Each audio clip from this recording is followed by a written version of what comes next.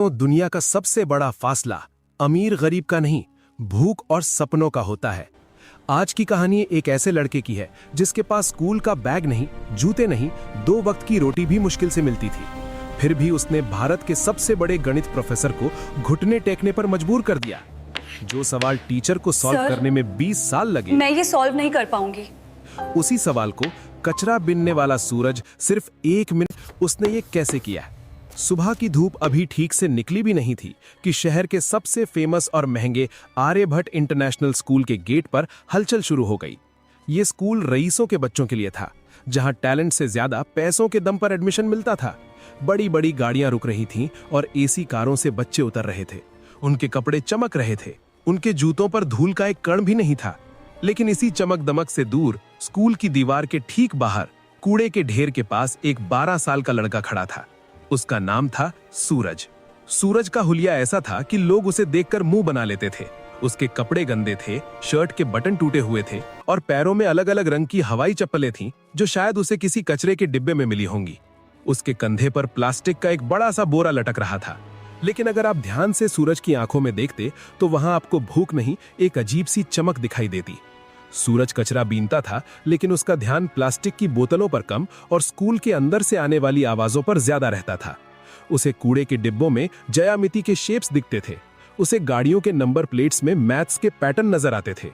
वो कभी स्कूल नहीं गया था, लेकिन ऊपर वाले ने उसे एक ऐसा दिमाग दिया था जो कैलकुलेटर से भी तेज चलता था।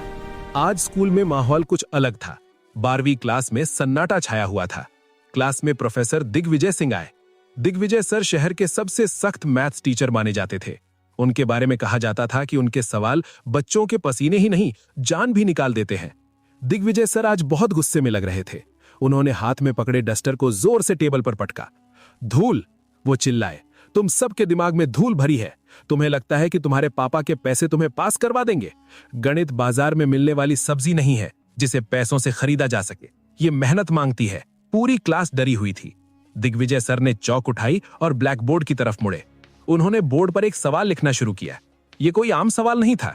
ये फर्मैट्स लास्ट थ्योरम और क्वांटम मैथ्स का एक ऐसा उलझा हुआ सवाल था जिसे देखकर अच्छे अच्छे प्रोफेसर्स के हाथ कांप जाएं।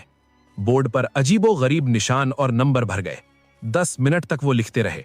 जब वो पीछे मुड़े तो उनकी आंखों में एक चैलेंज था। ये सवाल, उन्होंने भारी आवाज में कहा, मैंने अपनी जवानी के 15 साल इसे हल करने में लगा दिए। ये आज भी अधूरा है। मैंने इसे दी इम्पॉसिबल इक्वेशन नाम दिया है। मैं तुम अमीर बच्चों को खुली चुनौती देता हूं।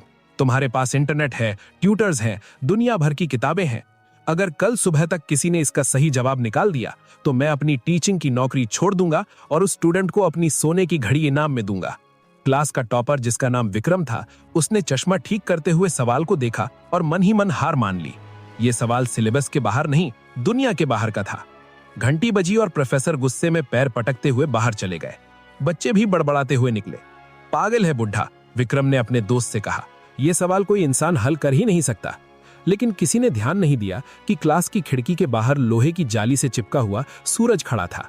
उसकी काली पड़ी उंगलियां जाली को कसकर पकड़े हुए थीं। उसकी नजरें उस बोर्ड पर लिखे सवाल पर जमी हुई थीं। उसे वो सवाल डरावना नहीं लग रहा था। उसे वो सवाल एक खूबसूरत कविता जैसा लग रहा था। नंबर उसके दिमाग में नाचने लगे। उसे ऐसा लगा जैसे वो सवाल उससे बात कर रहा हो, उसे बुला रहा हो।